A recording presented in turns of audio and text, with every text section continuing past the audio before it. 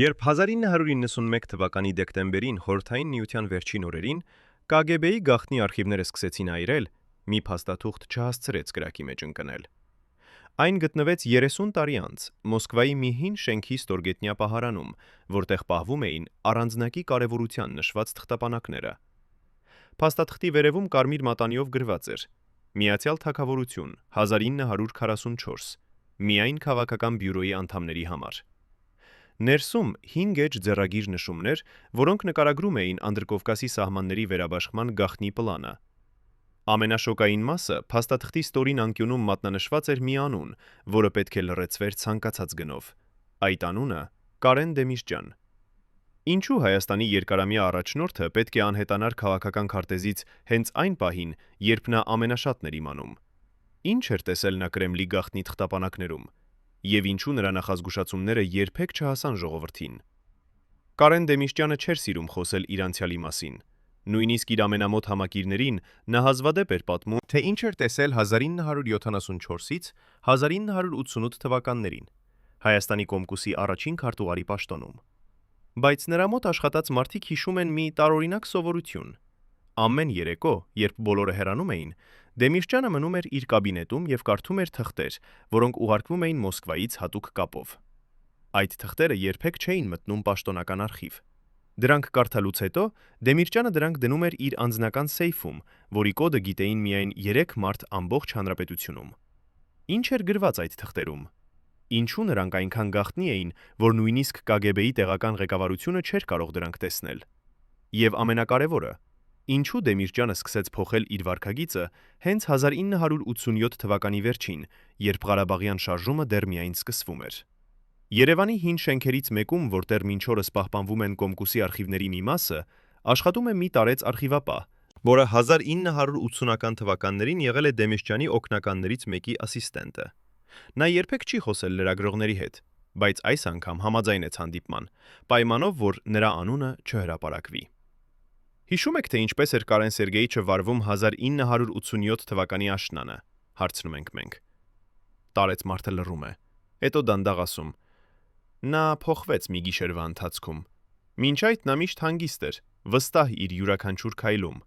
բայց հոկտեմբերի վերջին մի առավոտ նա եկավ աշխատանքի այնպիսի դեմքով, կարծես տեսել էր ինչ-որ սարսափելի բան։ Մենք հարցրինք, ինչ է պատահել։ Նա միայն ասաց. Մոսկվան որոշել է ամեն ինչ։ Մենք չհասկացանք, թե ինչ նկատի ուներ, բայց հետո, երբ սկսվեց այն ամենը,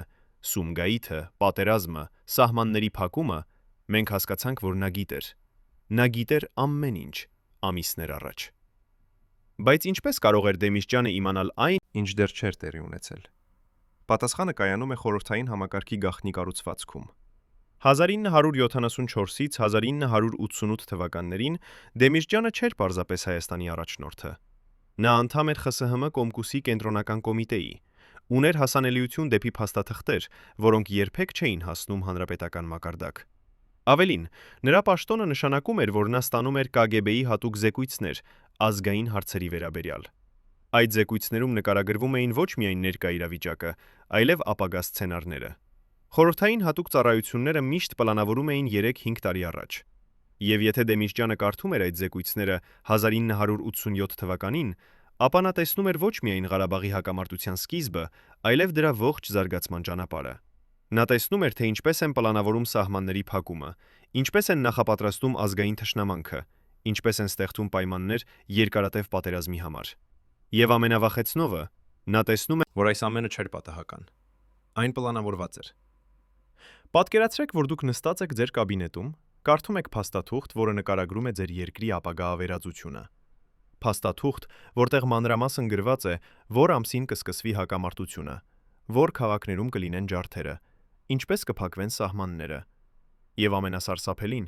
դուք տեսնում եք, որ այս պլանը հաստատված է ամենաբարձր մակարդակում։ Ինչ կանեիք դուք։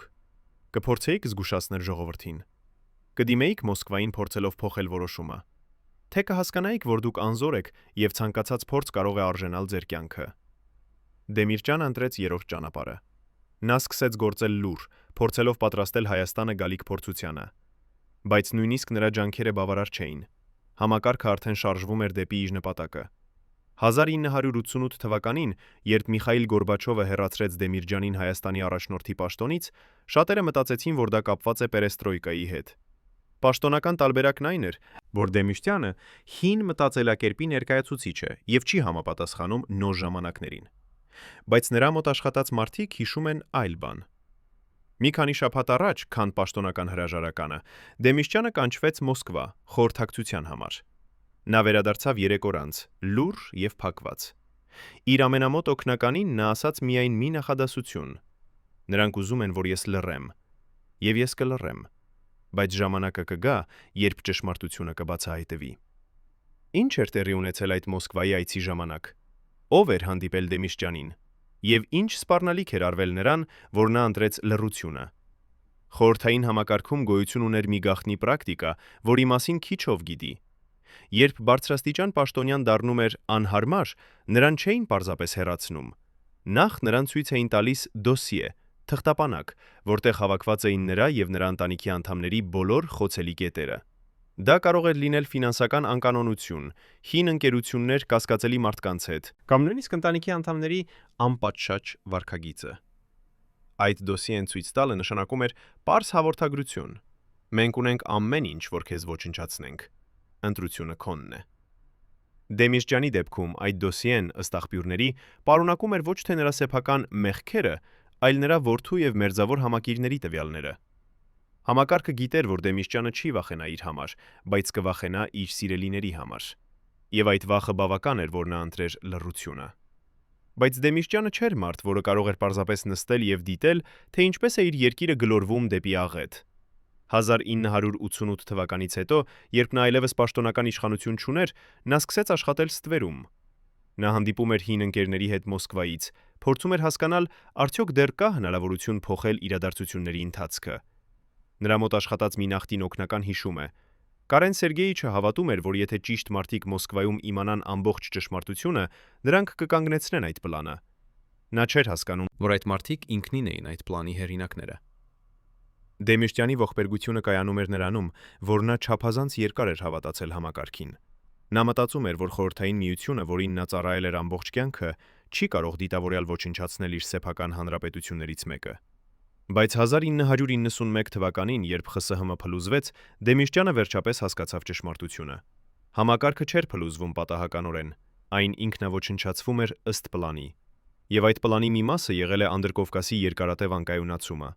1991 թվականի հուլիսի 6-ին Հայաստանի Գերագույն խորհուրդը հայտարարություն արեց, որը փաստորեն նշանակում էր անկախության ճանապարհի սկիզբը։ Սեպտեմբերի 21-ին անցկացվեց հանրաքվե, որտեղ ժողովուրդը քվեարկեց ԽՍՀՄ-ից դուրս գալու օգտին։ Օգոստոսի 23-ին ընդունվեց Հայաստանի անկախության մասին հռչակագիրը։ Այս ամենը տեղի էր ունենում այնպիսի արագությամբ, որ շատերը չէին հասցնում հասկանալ ինչ է կատարվում։ Բայց Դեմիրճյանը հասկանում էր։ Նա տեսնում էր, որ անկախությունը գալիս է ոչ թե ուժի դիրքից, այլ քաոսի մեջ։ Հայաստանը դառնում էր անկախ այն պահին, երբ դեռ չուներ բանակ, չուներ սահմանների պաշտպանություն, չուներ էներգետիկ անկախություն, եւ ամենակարևորը, երկիրը արդեն մղված էր պատերազմի մեջ, որի ավարտը չէր երևում։ Դեմիրճյանը փորձեց զգուշացնել նոր իշխանությունները։ Նա հանդիպեց Լևոն Տեր-Պետրոսյանի հետ, փորձեց բացատրել, թե ինչ է տեսել այն փաստաթղթերում տարիներ առաջ։ Բայց նոր առաջնորդները չէին ուզում լսել հին համակարգի մարդուն։ Նրանք մտածում էին, որ Դեմիրճյանը պարզապես վախենում է փոփոխություններից։ Նրանք չէին հասկանում, որ նա վախենում էր ոչ թե փոփոխություններից, այլ այն սցենարից, որը տեսել էր գրված Մոսկվայի գաղտնի փաստաթղթերում։ Դեկտեմբերին, երբ Խորհրդային միությունը պաշտոնապես դադարեց գոյություն ունենալուց, Դեմիրճյանը նստած էր իր տանը Երևանում եւ դիտում էր հեռուստացույցով Գորբաչովի հրաժարականի ելույթը։ Նրա կողքին նստած էր նրա հին ընկերը, նախկին պաշտոնյա, որը նույնպես հեռացվել էր պերեստրոյկայի ժամանակ։ Երբ Գորբաչովը ավարտեց իր ելույթը, Դեմիրճյանը անջատեց հեռուստացույցը եւ ասաց. Հիմա սկսվում է իսկական փորձությունը։ Այն, ինչ եղավ մինչ այժմ, դա միայն նախապատրաստություն էր։ Իսկական քաոսը դեռ առջևում է։ Նրա ընկերը հարցրեց. Ինչ պետք է անենք։ Դեմիրճյանը լռեց երկար, հետո ասաց. Մենք պետք է փորձենք փրկել այն, ինչ դեռ կարելի է փրկել։ Բայց ես չգիտեմ, արդյոք ուշ չէ արդեն։ Այդ խոսակցությունից 8 տարի անց Դեմիրճյանը կմահանար 1999 թվականի հոկտեմբերի 27-ին Երևանի սպորտահամերգային համալիրում տեղի ունեցած ողբերգական իրադարձությունների ժամանակ։ Բայց մինչ այդ նա կփորձեր դեռ մեկ անգամ վերադառնալ քաղաքականություն եւ փրկել իր երկիրը։ Արդյոք նրա վերադարձը կապված էր այն գիտելիքների հետ, որոնք նա ուներ հին ժամանակներից։ Արդյոք նա փորձում էր բացահայտել այն ճշմարտությունը, որը լռեցրել էին տարիներ առաջ։ Մինչև վերջին պահը ես հավատացի, որ մենք կփրկվենք, ասում է Դեմիրճյանի անձնական պահապանության նախկին սպան, որի ձեռքերը դեռևս դողում են 35 տարի անց։ Ինչ գիտեր այս մարդը, ինչը մենք չգիտենք։ Այսօր 3 նախկին անվտանգության ծառայության բարձրաստիճան սպաներ առաջին անգամ խոսում են այն գաղտնիքների մասին, որոնք պահել են տասնամյակներ շարունակ։ Նրանց բացահայտումները կփոխեն այն ամենը, ինչ դուք կարծում էիք, որ գիտեք Դեմիրճյանի վերջին տարիների մասին։ Այս մարդիկ ականատես էին այն գաղտնի հանդիպումներին, որոնք երբեք չմտան պաշտոնական արձանագրություններ։ Նրանք լսել են այն խոսակցությունները, որոնք տեղի էին ունենում փակ դռների հետևում, երբ Դեմիրճյանը փորձում էր հասկանալ, ով է իրականում կանգնած իր երկրի ավերման հետևում։ Նրանք տեսել են, թե ինչպես էր փոխվում Կարեն Սերգեյիչի դեմքը, երբ նա ստանում էր հաղորդագրություններ Մոսկվայից։ Հաղորդագրություններ, որոնք խոսում էին ոչ թե անցյալի, այլ ապագայի մասին։ Ինչ էր գրված այդ հաղորդագրություններում։ Ինչու Դեմիրճյանը սկսեց փոխել իր ամենօրյա երթուղին 1990-ական թվականների սկզբին։ Եվ ամենակարևորը, ինչու նա սկսեց պահանջել, որ իր ընտանիքի անդամները երբեք չմնան միայնակ հանրային վայրերում։ Մենք հանդիպում ենք այս 3 մարդկանց հետ մի անանուն վայրում, Երևանի արվարձաններից մեկում։ Նրանք պայմանավորվել են խոսել միայն այն դեպքում, եթե նրանց դեմքերը չցուցադրվեն եւ անունները չհրապարակվեն։ Առաջին սպան, որին կանվանենք Արամ, սկսում է պատմել։ 1991 թվականի գարնանը Կարեն Սերգեյիչը ստացավ մի փաստաթուղթ, որը փոխեց ամեն ինչ։ Այն եկավ ոչ թե պաշտոնական ուղիներով, այլ անձնական կապի միջոցով, մի հին ընկերոջից Մոսկվայից, որը դեռևս աշխատում էր համակարգում։ Երբ Դեմիրճյանը կարդաց այդ փաստաթուղթը, նա կանչեց մեզ, իր ամենավստահելի պահապանները, եւ ասաց. «Այսուհետև ոչ ոք չի մտնում իմ կաբինետ առանց ձեր ներկայության, նույնիսկ ընտանիքի անդամները»։ Մենք չհասկացանք ինչու է նա այդքան վախեցած, բայց հետո, երբ սկսեցին տեղի ունենալ այն իրադարձությունները, քաղաքական սպանությունները, անհետացումները, պատահական մահերը, մենք հասկացանք, որ նա գիտեր ինչ-որ բան, ինչը մենք չգիտեինք։ Երկրորդ սպան Վահան շարունակում է. Այդ փաստաթղթում, ըստ Կարեն Սերգեյիչի խիչի խոսքերի, նկարագրված էր մի պլան, որը կոչվում էր Անդրկովկասի վերակազմավորում։ Այն ներառում էր սահմանների փոփոխություն, ազգային հակամարտությունների սրացում եւ ռեգիոնի երկարաժամկետ անկայունացում։ Բայց ամենասարսափելին այն էր, որ այդ պլանում անունով նշված էին կոնկրետ մարդիկ, ովքեր պետք է հեռացվեին որպես խոչընդոտներ։ Եվ Դեմիրճյանի անունը կար այդ ցուցակում։ Երրորդ սպան Գևորգ ավելացնում է մանրամասն, որը սառեցնում է արյունը երակներում։ Կարեն Սերգեյիչը ցույց տվեց մեզ այդ փաստաթղթի մի մասը։ Այնտեղ գրված էր Դեմիրճյան Կարեն Սերգեյի հատուկ վերահսկողության տակ։ Անհրաժեշտության դեպքում մեկուսացում։ Մենք հարցրինք, ինչ նշանակում է մեկուսացում։ Նա ասաց. դա նշանակում է, որ եթե ես փորձեմ հրապարակել այն, ինչ գիտեմ, նրանք կգտնեն ճանապարհ ինձ լռեցնելու։ Մենք առաջարկեցինք, եկեք հրապարակենք այդ փաստաթուղթը հենց հիմա, եկեք տանենք լրատվամիջոցներին, բայց նա ասաց. ով կհավատա։ Համակարգը դեռ այնքան ուժեղ է, որ նրանք կկարողանան ներկայացնել ինձ որպես խելագար կամ դավաճան։ Մենք պետք է սպասենք ճիշտ պահին։ Բայց այդ ճիշտ պահը երբեք չեկավ։ Կամ ավելի ճիշտ, երբ այն եկավ, Դեմիրճյանը այլևս չէր կարող խոսել։ Ինչու նա սպասեց այդքան երկար։ Արդյոք նա հույս ուներ, որ իրավիճակը կփոխվի ինքնաբերաբար։ Թե նա վախենում էր ոչ թե իր համար, այլ իր ընտանիքի եւ մոտ մարդկանց համար։ 1991 թվականից հետո Հայաստանը մտավ իր պատմության ամենածանր շրջանը։ Էներգետիկ ճգնաժամ, սահմանների ամբողջական շրջափակում, պատերազմ, որը յուրաքանչյուր օր խլում էր նոր կյանքներ։ Երևանում մարդիկ ապրում էին առանց էլեկտրականության, առանց ջեռուցման, հեռուցման, հաճախ առանց հացի։ Միջին աշխատավարձը կազմում էր մոտ 2500 ռուբլի ամսական, բայց այդ գումարը գրեթե ոչինչ չէր արժենում, քանի որ խանութներում ապրանքներ չկային։ Մարդիկ փոխանակում էին իրենց ունեցվածքը՝ հին ոսկյա զարդերը, գորգերը, նույնիսկ գրքերը, մի քանի կիլոգրամ ալյուրի կամ մի շիշ յուղի դիմաց։ Այս էր այն իրականությունը, որտեղ ապրում էր պարզ հայը։ Բայց միևնույն ժամանակ, ըստ որոշ աղբյուրների, նոր քաղաքական էլիտան շարունակում էր ապրել այնպես, կարծես ոչինչ չէր փոխվել։ Պաշտոնական ընդունելություններ շարունակվում էին, արտասահմանյան ճանապարհորդություններ կազմակերպվում էին, իսկ նրանց ընտանիքների անդամները շարունակում էին գնումներ կատարել արտասահմանում։ Դեմիրճյանը տեսնում էր այս ամենը եւ հասկանում, որ երկիրը ղեկավարվում է մարդկանց կողմից, ովքեր չեն հասկանում իրական իրավիճակի ծանրությունը։ Կամ ավելի վատ, հասկանում են, բայց չեն հոգում։ Արամը շարունակում է իր պատմությունը։ 1990 թվականին Կարեն Սերգեյիչը սկսեց հանդիպումներ ունենալ հին համակիրների հետ։ Նրանք հավաքվում էին գիշերները, երբ քաղաքում էլեկտրականություն չկար, եւ փողոցները լիովին մութ էին։ Այդ հանդիպումներին քննարկվում էր մի հարց. ինչպես կանգնեցնել այն, ինչ տեղի է ունենում։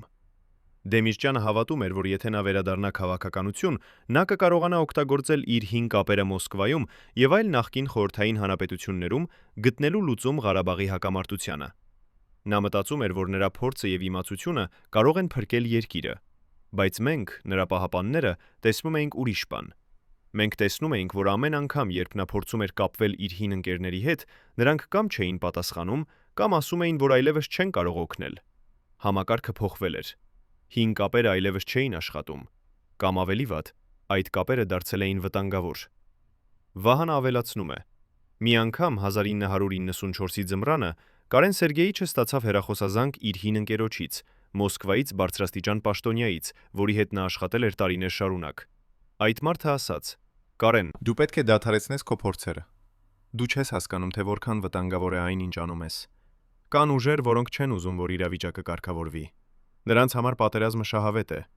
եւ ցանկացած մեկը, ով փորձում է խանգարել նրանց պլաններին, դառնում է թիրախ»։ Դեմիրճյանը հարցրեց. «Ո՞վ են այդ ուժերը»։ Բայց նրա ընկերը չպատասխանեց։ Նա պարզապես ասաց.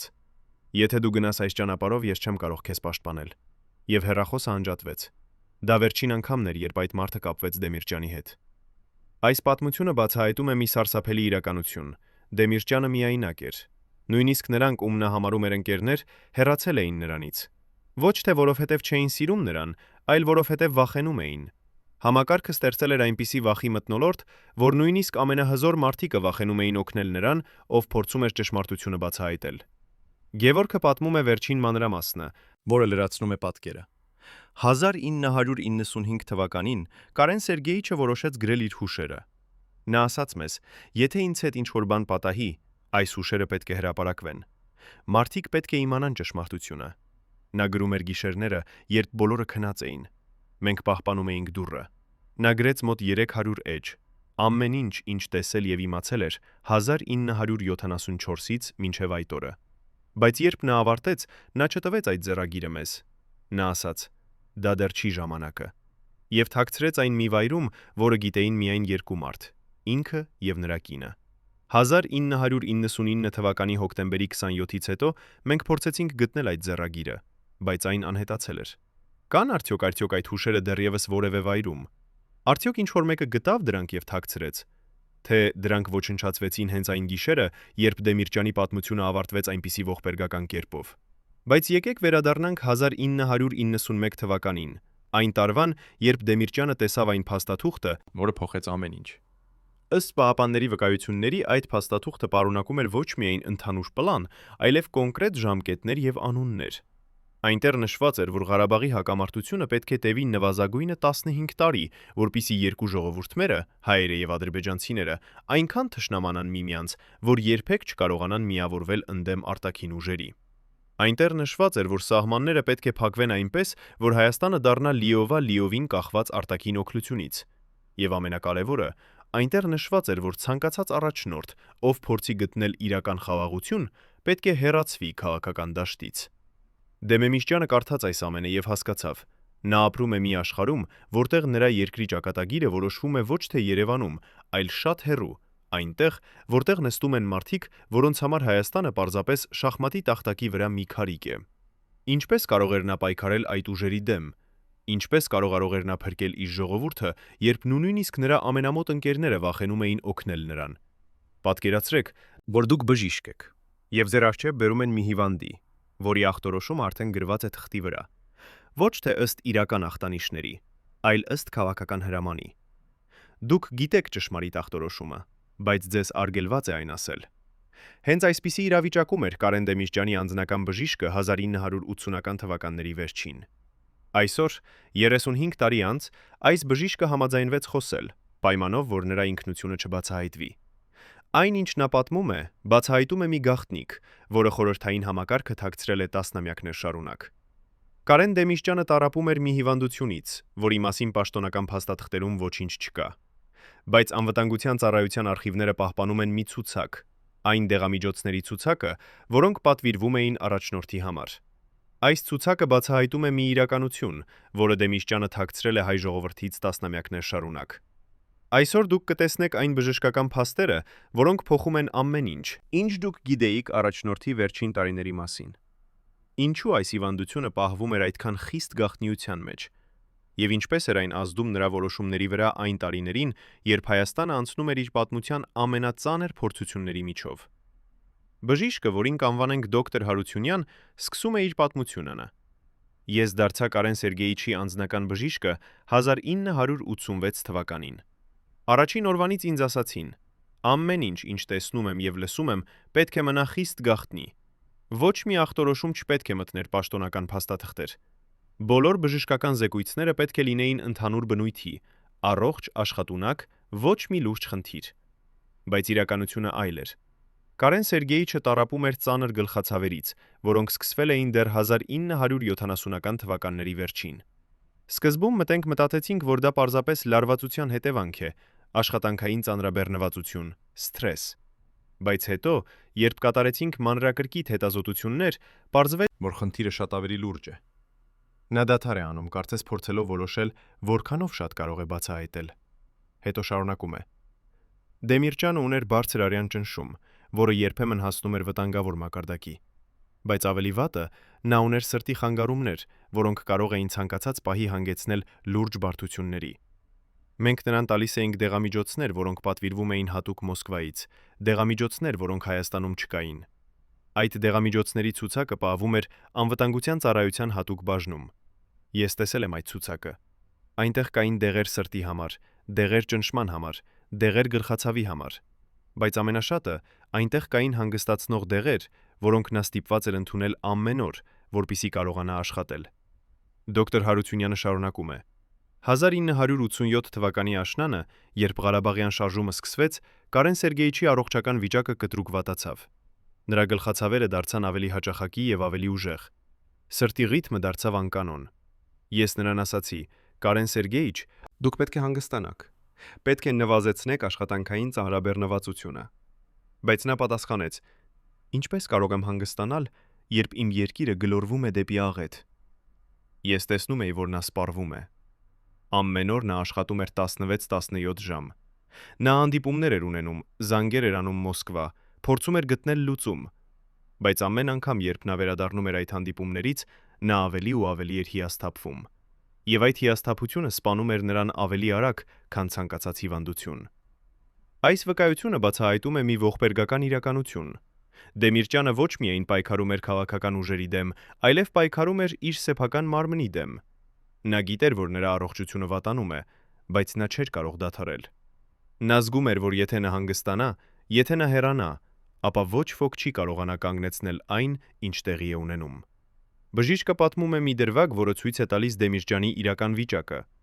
1988 թվականի ձմռանը, մի քանի շաբաթ առաջ, քան նրա պաշտոնական հեռացումը, Կարեն Սերգեյիչը ունեցավ սրտի կտրուկ ցավ։ Դա տեղի ունեցավ գիշերը, նրա տանը։ Ես կանչվեցի շտաբ։ Երբ հասա, նա նստած էր իր աշխատասենյակում, ձեռքը սրտին դրած, դեմքը գունատ։ Ես անմիջապես տեսա, դա լուրջ է։ Ես ուզում էի կանչել շտապ օգնություն, տանել նրան հիվանդանոց, բայց նա արգելեց։ Նա ասաց. ոչ ոք չպետք է իմանա։ Եթե Մոսկվան իմանա, որ ես հիվանդ եմ, նրանք կօգտագործեն դա որպես պատճառ ինձ հեռացնելու։ Ես տվեցի նրան դեղեր, մնացի նրա մոտ մինչև առավոտ։ Աստիճանաբար ցավը անցավ, բայց ես գիտեի, դա նախազգուշացում էր։ Նրա սիրտը չէր դիմանալու այդ լարվածությանը երկար ժամանակ։ 2 շաբաթ անց Դեմիրճյանը հեռացվեց իր պաշտոնից։ Պաշտոնական տարբերակը նա չի համապատասխանում նոր ժամանակներին։ Բայց բժշկական փաստերը ցույց են տալիս ուրիշ բան. նա հեռացվեց, որովհետև նա դարձել էր խոչընդոտ։ Եվ նրա առողջական վիճակը տվեց կատարյալ պատճառաբանություն։ Դոկտոր Հարությունյանը ավարտում է իր պատմությունը։ 1988 թվականից հետո ես այլևս չէի Կարեն Սերգեյիչի պաշտոնական բժիշկը, բայց նա երբեմն զանգահարում էր ինձ խորհրդատվության համար։ Վերջին անգամ նա զանգեց ինձ 1999 թվականի հոկտեմբերի սկզբին։ Նա ասաց, որ նորից ունի գլխացավեր, սրտի ցավեր։ Ես նրան ասացի. «Կարեն Սերգեյիչ, դուք պետք է անցնեք լրիվ բժշկական զննում»։ Բայց նա ասաց. «Հիմա ժամանակ չկա։ Ես ունեմ կարևոր աշխատանք։ Երբ ավարտեմ, ապա կգամ»։ Դա վերջին անգամն էր, երբ խոսեցի նրա հետ։ 2 շաբաթ անց տեղի ունեցավ այն ողբերգությունը Երևանի սպորտահամերգային համալիրում։ Երբ լսեցի լուրը, առաջին բանը, որ մտածեցի, արդյոք նրա սիրտը դիմացավ մինչև վերջ։ Արդյոք նա տառապեց։ Թե ամեն ինչ տեղի ունեցավ այնքան արագ, որ նա նույնիսկ չհասկացավ։ Այս վկայությունը թողնում է մեզ մի սարսափելի հարցով. արդյոք Դեմիրճյանի առողջական վիճակը ազդեց նրա վերջին տարիների որոշումների վրա։ Արդյոք նա գիտեր, որ նրա ժամանակը սահմանափակ է, եւ դրա համար էր այդքան շտապում վերադառնալ քաղաքականություն։ Թե նա պարզապես չէր ուզում ընդունել, որ նրա մարմինը այլևս չի դիմանում այն ծանրաբեռնվածությանը, որը նա դրեց իր վրա։ Բայց եկեք վերադառնանք 1990-ական թվականների սկզբին, այն ժամանակաշրջանին, երբ Դեմիրճյանը, թեև այլևս պաշտոնական իշխանություն չուներ, շարունակում էր լինել ազդեցիկ ֆիգուր Հայաստանի քաղաքական կյանքում։ Նրա տունը դարձել էր հանդիպման վայր այն մարդկանց համար, ովքեր հիասթափված էին նոր իշխանություններից եւ փնտրում էին այլընտրանք։ Ըստ նրա մոտ աշխատած մարդկանց վկայությունների, Դեմիրճյանը ստանում էր տասնյակ այցելուներ ամեն օր, պարզ մարդիկ, ովքեր գալիս էին խորհրդատվության համար, նախկին պաշտոնյաներ, ովքեր փնտրում էին աջակցություն, նույնիսկ ներկա իշխանությունների ներկայացուցիչներ, ովքեր գաղտնի խորհրդակցում էին ուզում նրա հետ։ Դեմիրճյանը լսում էր բոլորին, խորհուրդներ էր տալիս, փորձում էր օգնել, բայց ամեն անգամ, երբ նրան հարցնում էին, ինչու չի վերադառնում քաղաքականություն, նա պատասխանում էր. դեռ ժամանակը չի եկել։ Ինչ էր նա սպասում։ Որ ժամանակին էր նա սպասում։ Արդյոք նա սպասում էր, որ իրավիճակը կվատանա այնքան, որ ժողովուրդը ինքը կպահանջի նրա վերադարձը։ Թե նա սպասում էր, որ նրա հին թշնամիները Մոսկվայում կկորցնեն իրենց ազդեցությունը եւ նա կկարողանա անվտանգ վերադառնալ։ Երբ մարդիկ խոսում են Կարեն Դեմիրճյանի մասին, նրանք հիշում են առաջնորդին, քաղաքական գործիչին, Հայաստանի Կոմկուսի առաջին քարտուղարին։ Բայց շատ քչերն են իմանում, որ Դեմիրճյանի շրջապատում կար մի մարդ, ով գիտեր նրա բոլոր գաղտնիքները, ով ներկա էր նրա բոլոր գաղտնի հանդիպումներին, ով կարդում էր բոլոր այն փաստաթղթերը, որոնք Դեմիրճյանը ստանում էր Մոսկվայից։ Այս մարդը չէր բարձրաստիճան պաշտոնյա, չէր անվտանգության ծառայության սպա, չէր նույնիսկ քաղաքական խորհրդական։ Այս մարդը Դեմիրճյանի անձնական օգնականն էր։ Մարդ, ով աշխատում էր նրա մոտ 20 տարի եւ ով գիտեր ամեն ինչ։ Այսօր, 35 տարի անց, այս մարդը համաձայնվեց խոսել, պայմանով, որ նրա անունը չհրապարակվի։ Այն, ինչ նա պատմում է, բացահայտում է մի պատմություն, որը կարող էր փրկել Հայաստանը, բայց որը երբեք չտեղի ունեցավ։ Պատմություն մի մարդու մասին, ով կանգնած էր Դեմիրճյանի ամենամոտ շրջապատում, բայց ով վերջում դարձավ նրա ամենամեծ թշնամին։ Ո՞վ էր այս մարդը։ Ինչու նա դավաճանեց Դեմիրճյանին։ Եվ ամենակարևորը, արդյոք այս դավաճանությունը կապված էր այն ողբերգական իրադարձությունների հետ, որոնք տեղի ունեցան 1999 թվականի հոկտեմբերի 27-ին։ Նախկին օգնականը, որին կանվանենք Արտակ, սկսում է իր պատմությունը։ Ես սկսեցի աշխատել Կարեն Սերգեյիչի մոտ 1979 թվականին։ Ես երիտասարդ էի, ոգևորված, հավատում էի խորհրդային համակարգին եւ Դեմիրճյանին որպես այդ համակարգի լավագույն ներկայացուցչին Հայաստանում։ Նա վերաբերվում էր ինձ ոչ թե որպես պարզ օգնականի, այլ որպես իր աշակերտի։ Նա ինձ սովորեցրեց քաղաքականություն, սովորեցրեց, թե ինչպես աշխատել մարդկանց հետ, ինչպես վերլուծել իրավիճակները։ Ես նրան համարում էի իմ երկրորդ հայրը։ Բայց 1987 թվականին ամեն ինչ փոխվեց։ Նա դադար է անում, նայում է հեռուն, կարծես փորձելով հիշել այն պահը, երբ ամեն ինչ սկսեց փոխվել։ Ղարաբաղյան շարժումը սկսվեց, եւ Կարեն Սերգեյիչը փորձում էր գտնել լուծում։ Բայց Մոսկվան չէր ուզում լսել նրան։ Ամեն անգամ, երբ նա զանգահարում էր, նրան ասում էին. «Սպասիր, մենք կուսումնասիրենք, մենք կորոշենք»։ Բայց ոչինչ չէր որոշվում։ Իրավիճակը վատանում էր ամեն օր, եւ ես տեսնում էի, թե ինչպես Կարեն Սերգեյիչը սպառվում է այդ անօգուտ պայքարում։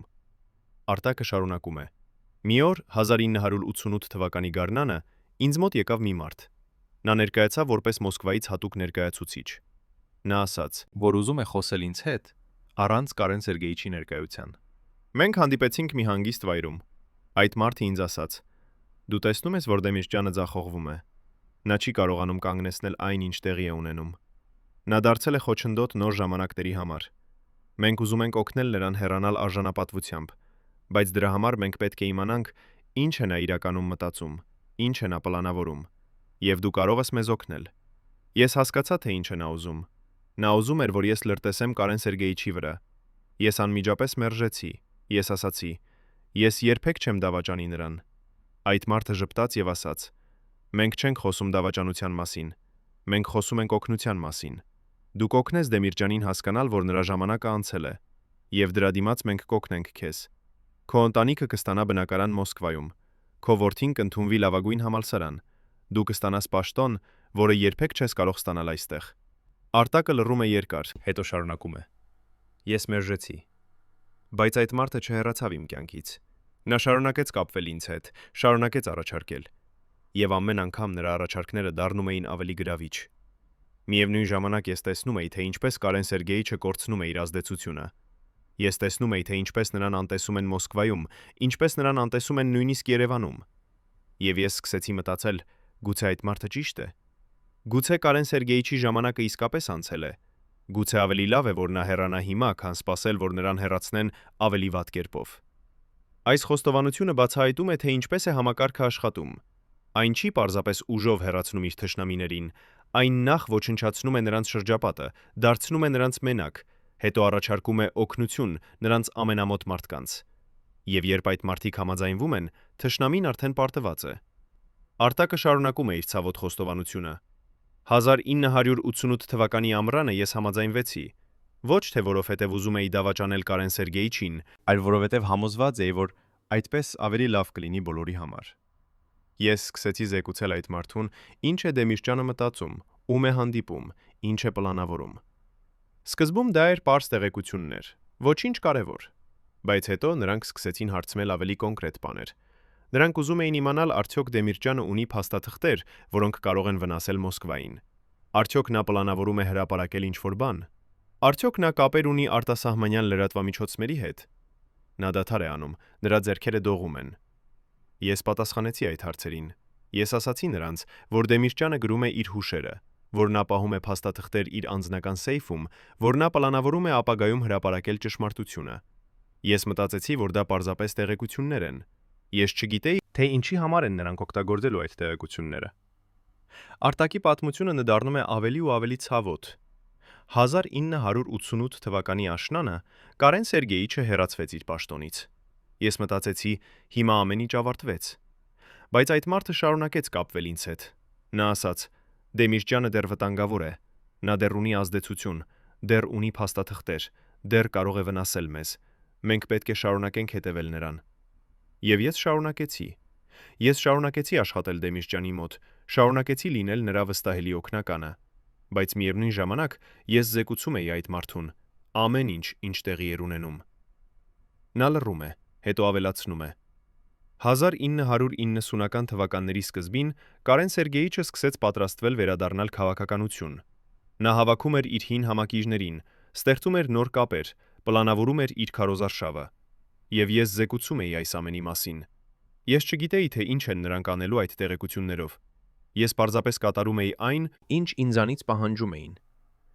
Արտակը ավարտում է իր խոստովանությունը 1999 թվականի հոկտեմբերի սկզբին այդ մարդը վերջին անգամ կապվեց ինձ հետ։ Նա ասաց. «Շնորհակալություն քո ծառայության համար։ Այսուհետև մենք այլևս չենք կարիք քո օգնությանը»։ Ես հարցրեցի. «Ինչու»։ Նա պատասխանեց. «Որովհետև Դեմիրճյանի պատմությունը շուտով կավարտվի»։ Ես չհասկացա, թե ինչ նկատի ուներ նա։ 2 շաբաթ անց տեղի ունեցավ այն ողբերգությունը Երևանի սպորտահամերգային համալիրում։ Երբ լսեցի լուրը, ես անմիջապես հասկացա, ես մեղավոր եմ։ Իմ տեղեկությունները, իմ զեկույցները օգնեցին նրանց պլանավորել այն, ինչ տեղի ունեցավ։ Ես դավաճանեցի մարդուն, ով վստահում էր ինձ, եւ այդ դավաճանությունը արժեցավ նրա կյանքը։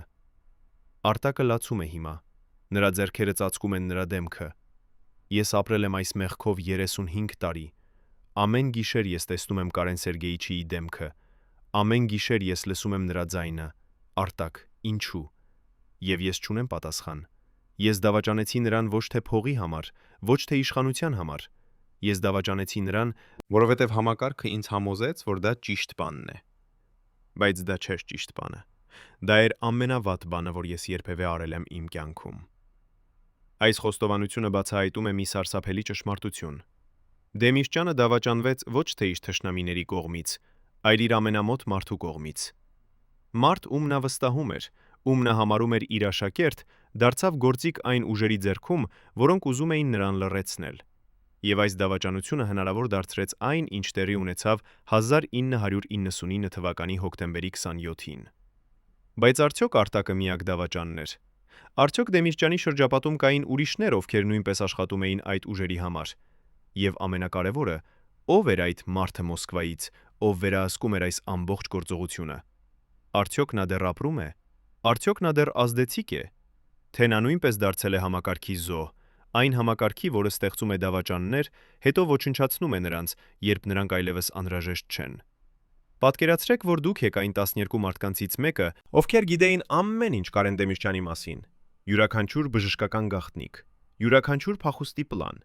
յուրաքանչյուր թունել Երևանի տակ։ Այժմ պատկերացրեք, որ պետք է ընտրություն կատարեք, պահպանել ձեր հավատարմությունը, թե փրկել ձեր կյանքը։ 1989 թվականի դեկտեմբերի 22-ին այս մարդիկ կատարեցին ընտրություն, որը փոխեց Հայաստանի պատմությունը։ Ինչն ստիպեց նրանց դավաճանել իրենց գերագույն ղեկավարին։ Այս 12 հոգուց 7-ը դեռևս կենդանի են, բայց միայն 3-ը համաձայնվեցին խոսել, պայմանով, որ նրանց ինքնությունը երբեք չբացահայտվի։ Նրանք կազմում էին Դեմիրճյանի ներքին շրջանակը, այն մարդիկ, ովքեր մուտք ունեին նրա անձնական սեյֆ, ովքեր ճանաչում էին բոլոր գաղտնի ելքերը նրա տնից, ովքեր կարող էին մեկ հեռախոսազանգով կանգնեցնել ամբողջ հանրապետությունը։ Բայց 1990-ական թվականների սկզբին, երբ Խորհրդային Միությունը փլուզվում էր, այս մարդիկ հասկացան, նրանց հավատարմությունը Դեմիրճյանի նկատմամբ կարող է արժանալ ոչ միայն նրանց կարիերան, այլև նրանց կյանքը։ Ինչպես են նրանք ապրում այդ ընտրության հետ 35 տարի անց։ Եվ ամենակարևորը, ինչ գաղտնիքներ են նրանք դեռևս պահում այն մարդու մասին, ով մինչև վերջին օրը հավատաց, որ կարող է փրկել իր երկիրը։ Մենք հանդիպում ենք առաջին անդամին, նախկին անվտանգության ծառայության գնդապետին, որին կանվանենք Սամվել։ Նա ծառայել է Դեմիրճյանի անձնական պահպանության ստորաբաժանումում 1978 թվականից մինչև 1991 թվականը։ Այսօր նա ապրում է Երևանի ծայրամասերից մեկում, փոքրիկ բնակարանում, որտեղ պատերին կախված են հին լուսանկարներ այն ժամանակներից, երբ նա կանգնած էր Դեմիրճյանի կողքին պաշտոնական միջոցառումներում։ Սամվելը սկսում է իր պատմությունը դանդաղ, ուշադիր ընտրելով յուրաքանչյուր բառ։ Կարեն Սերգեյիչի տան տակ կային 3 մակարդակի թունելներ։ Առաջին մակարդակը կառուցվել էր դեռ 1950-ական թվականներին, որպես ռմբակոծումներից պաշտպանության ապաստան։ Երկրորդ մակարդակը ավելացվել էր 1960-ական թվականներին, արդեն որպես հատուկ էվակուացիայի ուղի, որը տանում էր դեպի Երևանի արվարձանները։ Բայց երրորդ մակարդակի մասին գիտեին միայն մենք, ներքին շրջանակի 12 անդամները։ Այդ թունելը կառուցվել էր 1978 թվականին, ամբողջովին գաղտնի, առանց պաշտոնական փաստաթղթերի, առանց նույնիսկ պաշտոնական ճարտարապետների մասնակցության։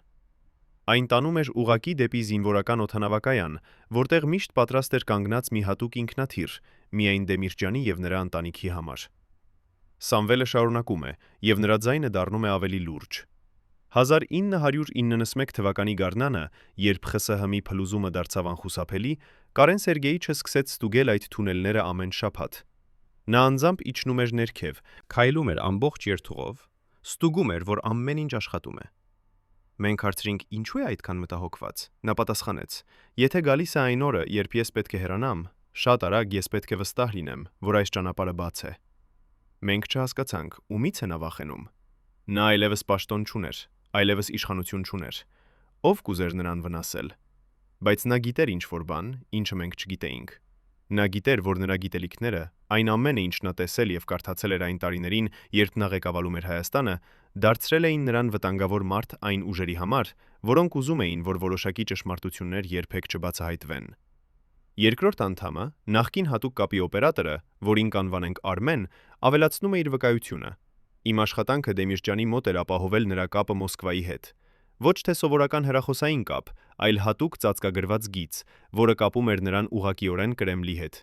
Այդ գծով անցնող յուրաքանչյուր զրույց ձայնագրվում էր ինչպես մեր կողմից, այնպես էլ Մոսկվայի կողմից։ Բայց 1988 թվականից հետո, երբ Դեմիրճյանը հեռացվեց իր պաշտոնից, այդ գիծը պաշտոնապես փակվեց։ Սակայն Կարեն Սերգեյիչը պահանջեց, որ ես պահպանեմ այդ սարքավորումները նրա տանը, անջատված, բայց պատրաստ ցանկացած պահի միացվելու համար։ Նա ասաց. «Կգա օր, երբ ես կարիք կունենամ այս կապի, եւ երբ այդ օրը գա, ամեն ինչ պետք է աշխատի անթերի»։ Արմենը շարունակում է. 1991 թվականի ամռանը մի գիշեր, ժամը մոտ 3-ն էր, Կարեն Սերգեյիչը զանգահարեց ինձ եւ ասաց. «Արի անմիջապես»։ Ես հասա նրա տուն 20 րոպեում։ Նա ասաց. «Միացրու գիծրու»։ Ես միացրի, ես միացրի։ Նա զանգահարեց Մոսկվա, մի համար, որը ես երբեք չէի տեսել նախկինում։ Ինչ որ մեկը պատասխանեց։ Դեմիրճյանը խոսեց ռուսերեն։ Դա ես եմ։ Ես պետք է խոսեմ նրա հետ։ Հիմա։ Մի քանի րոպե լռություն, հետո մեկ ուրիշ ձայն, ավելի բարձր, ավելի պաշտոնական։ Դեմիրճյանը ասաց. «Ես գիտեմ, թե ինչ եք դուք պլանավորում Անդրկովկասում։ Ես կարդացել եմ փաստաթղթերը, եւ ես ձեզ զգուշացնում եմ. եթե դուք շարունակեք այս ճանապարհով, դուք կստեղծեք պատերազմ, որը կտևի տասնամյակներ»։ Մյուս կողմից պատասխանեցին. «Դեմիրճյան, դու այլևս պաշտոն չունես։ Դու այլևս իրավունք չունես խառնվել այս հարցերին։ Եվ եթե դու փորձես հրապարակել այն, ինչ գիտես, դու կհասկանաս, թե ինչ նշանակում է իսկական վտանգ»։ Դեմիրճյանը պատասխանեց. «Ես չեմ վախենում ձեր սպառնալիքներից, բայց ես վախենում եմ իմ ժողովրդի ապագայի համար։ Եվ ես կանեմ ամեն ինչ, որ կանգնեցնեմ այն, ինչ դուք պլանավորում եք»։ Զրույցը ավարտվեց։ Դեմիրճյանը նստեց լուռ մի քանի րոպե, հետո ասաց ինձ. «Անջատիր գիծը եւ մոռացիր այս զրույցը»։ Բայց ես չմոռացա։ Ինչպես կարող էի մոռանալ։ Դա վերջին անգամն էր, երբ Տարեն Սերգեյիչը օգտագործեց այդ հատուկ կապը։ Երրորդ անդամը, նախկին անձնական վարորդը, որին կանվանենք Գագիկ, պատմում է իր տեսածը. «Իմ աշխատանքը պարզ էր՝ տանել Կարեն Սերգեյիչին այնտեղ, ուր նա ուզում էր գնալ, եւ երբեք ոչ ոքի չասել, ուր ենք եղել։ 1991 թվականի աշնանը նա սկսեց կատարել տարօրինակ այցելություններ։ Մենք գնում էինք գիշերները, երբ փողոցները դատարկ էին։ Նա հանդիպում էր մարդկանց, հին ընկերներ Մոսկվայից, ովքեր այցելում էին Երևան գաղտնի։ Այդ հանդիպումները տեղի էին ունենում անսպասելի վայրերում, հին պարկերում, լքված շենքերում, երբեմն նույնիսկ գերեզմանատներում։ Ես սպասում էի մեքենայում, բայց երբեմն լսում էի նրանց խոսակցությունների հատվածներ։ Նրանք խոսում էին փաստաթղթերի մասին, որոնք պետք է թաքցվեին, մարդկանց մասին, ովքեր պետք է զգուշացվեին, պլանների մասին, որոնք պետք է կանգնեցվեին։ Մի անգամ, երբ Դեմիրճյանը վերադարձավ մեքենա այդպիսի հանդիպումից, նա նստեց եւ ասաց ինձ. «Գագիկ, եթե ինձ հետ ինչ-որ բան պատահի, դու պետք է իմանաս, իմ տան ստորգետնյա սենյակում, ձախ անկյունում, հատակի տակ թաքնված է մի մետաղյա արկղ։ Այդ արկղում կան փաստաթղթեր, որոնք պետք է հասնեն ճիշտ մարդկանց ձեռքը։ Դու պետք է խոստանաս, որ կանես դա»։ Ես խոստացա։ Բայց երբ եկավ այն ժամանակը, երբ Կարեն Սերգեյիչի պատմությունը ավարտվեց այնպիսի ողբերգական կերպով, ես չկարողացա գտնել այդ արկղը։ Ինչ որ մեկ արդեն տարել էր այն։ Այս 3 վկայությունները միասին ստեղծում են մի պատկեր, որը սարսափելի է իր մանրամասնությամբ։ Դեմիրճյանը ապրում էր կրկնակի կյանք։ Հրապարակայնորեն նա էր պարզապես նախկին պաշտոնյա, ով հեռացել էր քաղաքականությունից եւ ապրում էր հանգիստ կյանքով։ Բայց գաղտնի նա շարունակում էր պայքարել այն ուժերի դեմ, որոնք պլանավորում էին նրա երկրի ապագան այնպես, որ այդ ապագան լինի լի արյունով եւ տառապանքով։ Նա ուներ թունելներ փախուստի համար, ուներ գաղտնի կապ Մոսկվայի հետ, ուներ թաքնված փաստաթղթեր, որոնք կարող էին ամեն ինչ փոխել։ Բայց նա նաեւ ուներ թշնամիներ, ովքեր գիտեին նրա յուրաքանչյուր քայլը, որովհետեւ նրա ամենամոտ շրջավատում կային մարդիկ, ովքեր դավաճանել էին նրան։ Ինչպես կարող էր նա հաղթել այդպիսի պայքարում։ Ինչպես կարող էր նա փրկել իր երկիրը, երբ նույնիսկ նրա սեփական ստվերը դավաճանում էր նրան։ Երբ 1991 թվականի դեկտեմբերին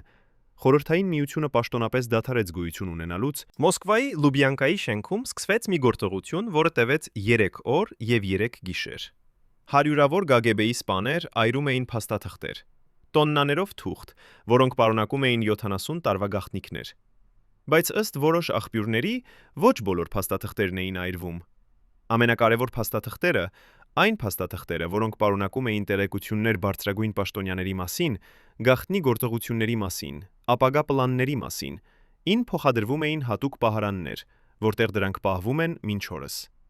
Այսօր, 35 տարի անց, մի նախկին Գագեբեի սպա, ով մասնակցել է այդ փաստաթղթերի տեղափոխությանը,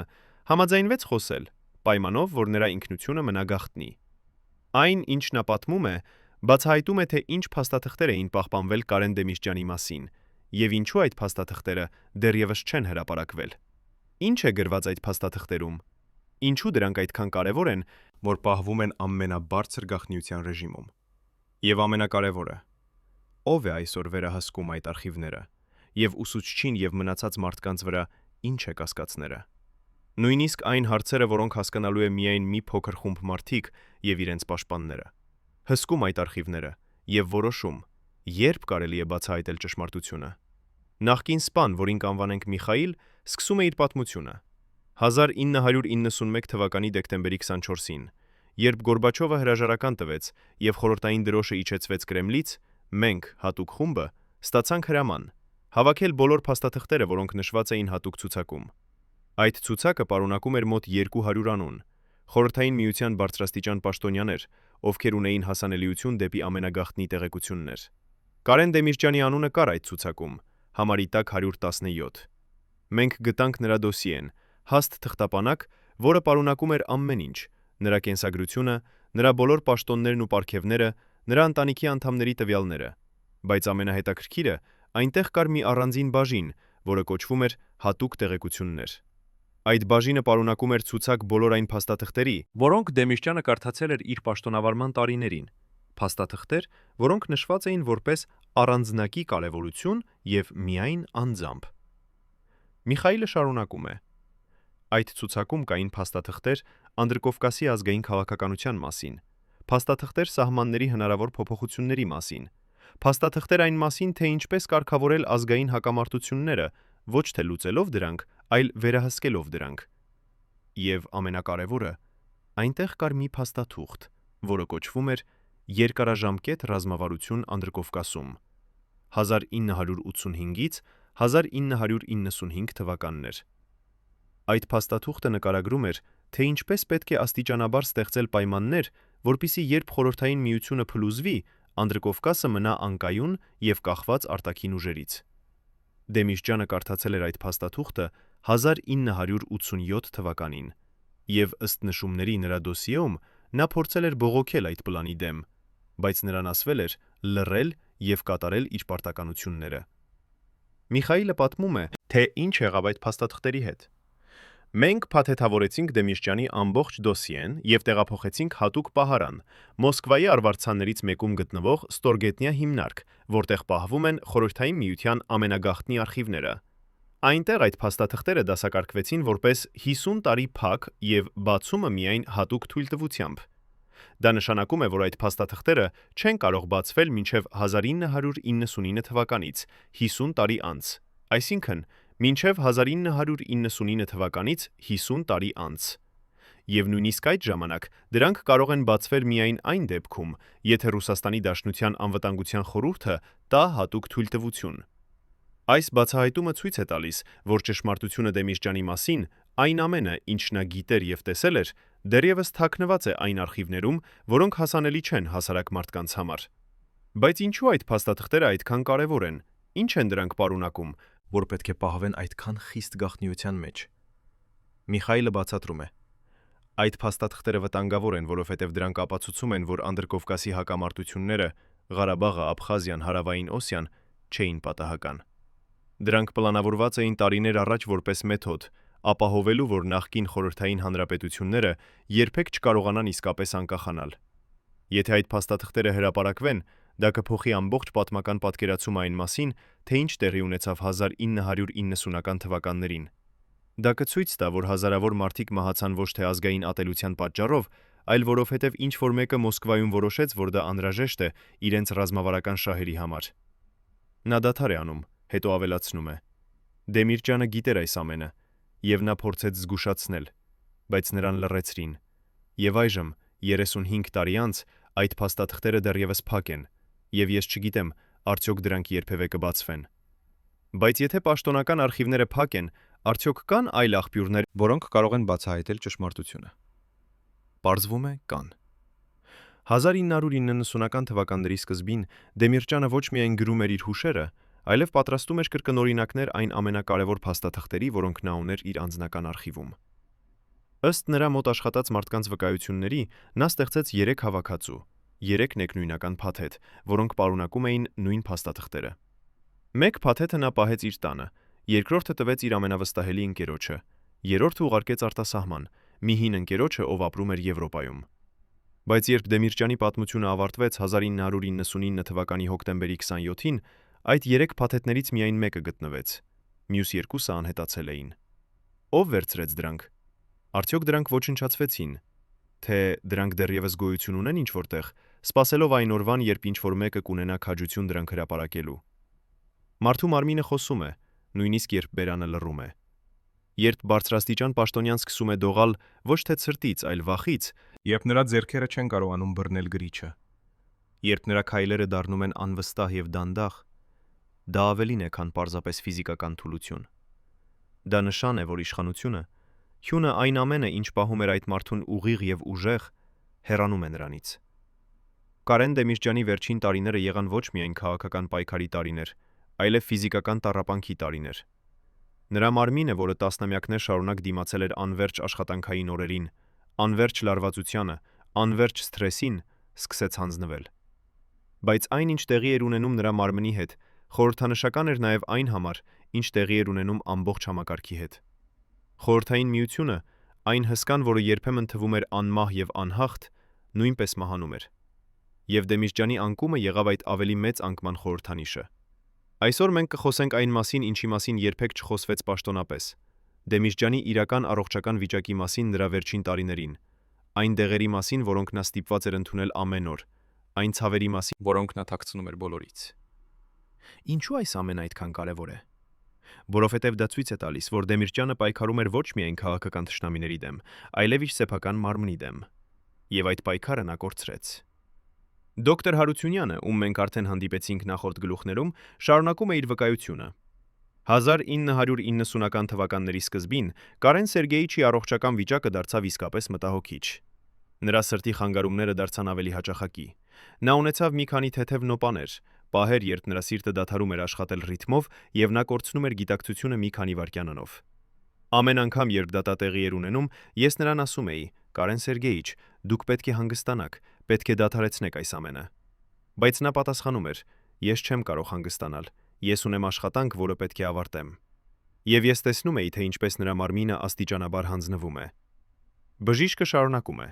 1998 թվականին, երբ Դեմիրճյանը որոշեց վերադառնալ ակտիվ քաղաքականություն, Ես նրան ասացի. դուք չեք դիմանա այդ ծանրաբեռնվածությանը, ձեր սիրտը չի դիմանա։ Բայց նա ասաց. եթե ես չանեմ դա, ով կանի։ Ես տեսնում եմ, թե ինչ է տեղի ունենում իմ երկրի հետ։ Ես տեսնում եմ, թե ինչպես այն գլորվում է դեպի աղետ։ Եվ ես չեմ կարող պարզապես նստել եւ դիտել, նույնիսկ եթե դա արժենա իմ կյանքը։ Այդ խոսքերը ինձ սարսափեցրին, բայց ես հասկացա, ես չեմ կարող նրան կանգնեցնել։ Նա արդեն կայացվել էր իր որոշումը։ Դոկտոր Հարությունյանը պատմում է մի դրվագ, որը ցույց է տալիս Դեմիրճյանի իրական վիճակը։ 1999 թվականի ամռանը, երբ Դեմիրճյանը արդեն ակտիվորեն քարոզարշավում էր, նա ունեցավ մի լուրջ նոպա, ուղակի բեմի վրա, մի հանրահավաքի ժամանակ։ Նա խոսում էր, հանկարծ դադարեց, բռնեց կրծքավանդակը եւ սկսեց ընկնել։ Նրա պահապանները բռնեցին նրան, տարան հետևի սենյակ։ Ես կանչվեցի անմիջապես։ Երբ հասա, նա նստած էր աթոռի վրա, դեմքը մոխրագույն, շնչառությունը ծանր։ Ես տեսա, դա լուրջ է։ Ես ուզում էի կանչել շտապօգնություն, տանել հիվանդանոց, բայց նա արգելեց։ Նա ասաց. եթե մարդիկ իմանան, որ ես հիվանդ եմ, նրանք կկորցնեն հավատը ինձ նկատմամբ։ Նրանք կմտածեն, որ ես չեմ կարող ղեկավարել երկիրը։ Ես տվեցի նրան դեղեր։ Մնացի նրա մոտ մինչև նա զգաց ավելի լավ։ Բայց ես գիտեի, հաջորդ անգամ կարող է լինել վերջինը։ Բայց Դեմիրճյանի ֆիզիկական տառապանքները չէին միայն սրտի խնդիրները։ Նրա մոտ աշխատած մարդիկ հիշում են, որ նա տառապում էր նաև ուժեղ գլխացավերից, որոնք երբեմն տևում էին ամբողջ օրերով։ Այդ ցավերը այնքան ուժեղ էին, որ նա չէր կարողանում աշխատել, չէր կարողանում նույնիսկ կարդալ։ Նա պառկած էր մութ սենյակում, աչքերը փակած, փորձելով հանդուրժել ցավը։ Բայց նույնիսկ այդ պահերին նա մտածում էր իր երկրի մասին, իր ժողովրդի մասին։ Նրա կինը հիշում է, երբ նա ունենում էր այդ սարսափելի գլխացավերը, նա ինձ ասում էր. ես չեմ կարող թույլ տալ, որ այս ցավը կանգնեցնի ինձ։ Չափազանց շատ բան է կախված ինձանից։ Եվ նա վեր էր կենում, վերցնում էր իր դեղերը եւ շարունակում էր աշխատել։ Ես տեսնում էի, թե ինչպես նա տառապում է, բայց ես նաև տեսնում էի, թե որքան ուժեղ է նրա կամքը։ Այս վկայությունները ցույց են տալի, որ Դեմիրճյանի վերջին տարիները եղան անընդհատ պայքար։ Պայքար ցավի դեմ, պայքար թուլության դեմ, պայքար մահվան դեմ։ Նա գիտեր, որ նրա ժամանակը սահմանափակ է։ Նա գիտեր, որ նրա մարմինը չի դիմանա երկար։ Բայց նա նաև գիտեր, որ եթե նա հանձնվի հիմա, ապա ամեն ինչ, ինչի համար նա պայքարել է իր ամբողջ կյանքում, կկորչի։ Եվ այդ պատճառով նա շարունակեց։ Նա շարունակեց մինչև վերջ, մինչև այն պահը, երբ նրա պատմությունը ավարտվեց այնպիսի ողբերգական կերպով 1999 թվականի հոկտեմբերի 27-ին։ Բայց նույնիսկ այդ վերջում նա մնաց հավատարիմ իր սկզբունքներին։ Նույնիսկ այդ վերջում նա չհանձնվեց։ Արդյոք նրա զոհողությունը արժեր։ Արդյոք նրա մահը փոխեց ինչ-որ բան։ Թե նա մահացավ զուր, մի մարդ, ով փորձեց փրկել իր երկիրը, բայց ում ոչ ոք չլսեց։ Մինչև վերջին պահը ես հավատացի, որ կփրկվենք։ Այս խոսքերը հնչում են մեր ականջներում, երբ մենք նստում ենք այն մարդու դիմաց, ով 15 տարի լռել է։ Նա եղել է Կարեն Դեմիրճյանի անձնական անօգնականներից մեկը, մարդ, ով ներկա է եղել բոլոր գաղտնի հանդիպումներին, ով կարդացել է բոլոր այն նամակները, որոնք Դեմիրճյանը ստանում էր անհայտ ուղարկողներից։ Այսօր, 35 տարի անց, նա համաձայնվեց խոսել պայմանով, որ նրա անունը մնա գաղտնի։ Նրա պատմությունը սկսվում է 1999 թվականի գարնանից, այն ժամանակ, երբ Դեմիրճյանը վերջնականապես որոշեց վերադառնալ քաղաքականություն։ Բայց այս վերադարձը չէր պարզապես քաղաքական հայտարարություն։ Դա էր վերջին փորձը կանգնեցնելու այն, ինչ նա տեսել էր գրված Մոսկվայի գաղտնի փաստաթղթերում տարիներ առաջ։ Ինչու նա սպասեց այդքան երկար։ Ինչու նա ընտրեց հենց այդ պահը, երբ նրա առողջությունը վատթարացել էր, երբ նրա թշնամիները դարձել էին ավելի ուժեղ, երբ նրա շրջապատում կային դավաճաններ։ Պատասխանը պարզ է, որովհետև նա հասկացավ, որ եթե ոչ հիմա, ապա երբեք։ Եթե նա չխոսի հիմա, ապա ճշմարտությունը կթաղվի նրա հետ միասին։ Եվ նա չէր կարող թույլ տալ, որ դա տեղի ունենա։ Օգնականը, որին կանվանենք Վարդան, սկսում է իր պատմությունը։ 1999 թվականի մարտին Կարեն Սերգեյիչը կանչեց ինձ իր տուն։ Երբ մտա, նա նստած էր իր աշխատասենյակում, առջևում մի փաթեթ թղթեր։ Նա ասաց. «Վարդան, ես ուզում եմ, որ դու լսես ինչ-որ բան»։ Եվ սկսեց կարդալ։ Դա նրա հուշերն էին, այն հուշերը, որոնք նա գրել էր վերջին տարիներին։ Նա կարդաց ինձ մոտ 3 ժամ։ Նա պատմեց ամեն ինչ, թե ինչպես էր նա տեսել Մոսկվայի գաղտնի փաստաթղթերը, որոնք նկարագրում էին Անդրկովկասի ապագան, թե ինչպես էր նա փորձել զգուշացնել, բայց նրան լռեցրել էին, թե ինչպես էր նա տեսնում, որ ամեն ինչ, ինչ վիրգրված էր այդ փաստաթղթերում, տեղի է ունենում հենց այնպես, ինչպես պլանավորված էր։ Երբ նա ավարտեց, նա նայեց ինձ եւ ասաց. «Ես պատրաստվում եմ հրապարակել այս ամենը, բայց ես գիտեմ, որ դա վտանգավոր է։ Ես գիտեմ, որ կան մարդիկ, ովքեր չեն ուզում, որ այս ճշմարտությունը բացահայտվի, եւ ես գիտեմ, որ նրանք կկանեն ամեն ինչ, կանգնեցնելու ինձ»։ Վարդանը շարունակում է. «Ես հարցրի. Կարեն Սերգեյիչ, եթե դուք գիտեք, որ դա վտանգավոր է, ինչու եք անում դա»։ Նա պատասխանեց. «Որովհետև ես չունեմ այլ ընտրություն։ Ես տեսել եմ, թե ինչ է տեղի ունեցել վերջին 10 տարիներին։ Ես տեսել եմ Սումգայիթը, տեսել եմ Բաքուն, տեսել եմ պատերազմը, որը խլել է հազարավոր կյանքներ։ Եվ ես գիտեմ, որ այս ամենը չէր պատահական։ Այս ամենը պլանավորված էր։ Եվ եթե ես չխոսեմ հիմա, ապա այս պատերազմը կշարունակվի դեռ տասնամյակներ։ Ես չեմ կարող թույլ տալ, որ իմ լռությունը արժենա ավելի շատ կյանքների»։ Այդ խոսքերը ինձ սարսափեցրին։ Ես հասկացա. Կարեն Սերգեյիչը որոշել է զոհաբերել իր անվտանգությունը, գուցե նույնիսկ իր կյանքը, որպեսզի ճշմարտությունը բացահայտվի։ Ես ասացի. «Ես ձեզ հետ եմ, ինչ էլ որ պատահի»։ Նա ժպտաց եւ ասաց. «Շնորհակալ եմ, բայց ես չեմ ուզում, որ դու վտանգի մեջ ընկնես իմ պատճառով։ Դու ունես ընտանիք, ունես երեխաներ։ Ես չեմ կարող թույլ տալ, որ նրանք տուժեն»։ Վարդանը պատմում է, թե ինչ տեղի ունեցավ հաջորդ ամիսներին։ Կարեն Սերգեյիչը սկսեց պատրաստվել իր հրապարակային վերադարձին։ Նա հանդիպումներ ուներ իր հին համակիրների հետ, ստեղծում էր նոր կապեր, Պլանավորում էր իր քարոզարշավը։ բայց միևնույն ժամանակ նա նաև պատրաստվում էր ամենավատին։ Նա ստեղծեց 3 կրկնօրինակ իր հուշերի եւ փաստաթղթերի։ Մեկը պահեց իր տանը, երկրորդը տվեց ինձ, երրորդը ուղարկեց արտասահման, մի վստահելի ընկերոջը։ Նա ասաց. «Եթե ինձ հետ ինչ-որ բան պատահի, դուք պետք է ապահովեք, որ այս փաստաթղթերը հասնեն հրապարակայնությանը»։ Ես խոստացա։ Բայց ես հույս ունեի, որ երբեք չի գա այն օրը, երբ ես պետք է կատարեմ այդ խոստումը։ Վարդանը լռում է երկար, հետո շարունակում է. 1999 թվականի ամռանը Կարեն Սերգեյիչը սկսեց ստանալ սպառնալիքներ։ Անանուն հեռախոսազանգեր գիշերվա մեջ, նամակներ առանց ստորագրության, որոնք զգուշացնում էին «դադարեցրու քո փորձերը» կամ «դու կհասկանաս, թե ինչ նշանակում է իսկական վտանգ»։ Մենք զեկուցեցինք ոստիկանությանը, բայց նրանք ոչինչ չկարողացան անել։ Կարեն Սերգեյիչը չվախեցավ, նա ասաց. «Նրանք փորձում են վախեցնել ինձ, բայց ես չեմ վախենում։ Ես արել եմ իմ ընտրությունը»։ Բայց ես վախենում էի։ Ես տեսնում էի, թե ինչպես են այդ սպառնալիքները դառնում ավելի ու ավելի կոնկրետ։ Ես տեսնում էի, թե ինչպես են անհայտ մարդիկ հետևում մեզ փողոցում։ Ես տեսնում էի, թե ինչպես են մեր հեռախոսները լսարկվում։ Եվ ես հասկանում էի, ինչ որ բան վատ է պատրաստվում։ Վարդանը պատմում է վերջին հանդիպումը Դեմիրճյանի հետ։ 1999 թվականի հոկտեմբերի 26-ին, մի օր առաջ, քան այն ողբերգական իրադարձությունը, Կարեն Սերգեյիչը կանչեց ինձ իր տուն։ Նա ասաց. «Վարդան, վաղը ես գնում եմ խորհրդարան։ Կլինի կարևոր նիստ։ Ես պատրաստվում եմ խոսել։ Ես պատրաստվում եմ ասել այն ամենը, ինչ գիտեմ, բայց ես ուզում եմ, որ դու իմանաս, եթե ինձ հետ ինչ-որ բան պատահի, դու պետք է կատարես քո խոստումը։ Դու պետք է ապահովես, որ ճշմարտությունը բացահայտվի»։ Ես ասացի. «Կարեն Սերգեյիչ, խնդրում եմ, մի գնացեք վաղը, ես վատ զգացողություն ունեմ»։ Բայց նա ժպտաց եւ ասաց. «Ես պետք է գնամ։ Դա իմ պարտքն է իմ ժողովրդի առջև»։ Դա վերջին անգամն էր, երբ խոսեցի նրա հետ։ Վարդանի ձայնը կոտրվում է, երբ նա պատմում է հաջորդ օրվա մասին։ Հոկտեմբերի 27-ին, երբ լսեցի լուրը այն մասին, ինչ տեղի ունեցավ խորհրդարանում, ես չէի կարող հավատալ։ Ես վազեցի այնտեղ, բայց արդեն ուշ էր։ Կարեն Սերգեյիչը, այն մարդը, ով փորձեց փրկել իր երկիրը, ով գիտեր ճշմարտությունը եւ ուզում էր այն բացահայտել, այլևս չկար։ Եվ ես հասկացա, ես պետք է կատարեմ իմ խոստումը։ Բայց երբ գնացի վերցնելու այն փաթեթը, որը նա տվել էր ինձ, այն այլևս այնտեղ չէր։ Ինչ որ մեկը մտել էր իմ տուն եւ վերցրել էր այն։ Ես փորձեցի կապվել այն ընկերոջ հետ արտասահմանում, ում Կարեն Սերգեյիչը ուղարկել էր երրորդ կրկնօրինակը, բայց նա ասաց, որ երբեք ոչինչ չի ստացել։ Փաթեթը կորել էր ճանապարհին։ Միակ հույսը մնաց այն կրկնօրինակը, որը պահվում էր Կարեն Սերգեյիչի տիչի տանը։ Բայց երբ ես փորձեցի մտնել այնտեղ, ինձ չթույլատրեցին։ Տունը կնքված էր, եւ ինձ ասացին, որ ամեն ինչ վերցվել է որպես ապացույց։ Վարդանը ավարտում է իր պատմությունը։ 35 տարի անց ես դեռևս չգիտեմ, ով վերցրեց այդ փաստաթղթերը։ Ես չգիտեմ, արդյոք դրանք դեռևս գոյություն ունեն ինչ-որտեղ, թե դրանք ոչնչացվեցին։ Բայց ես գիտեմ մի բան։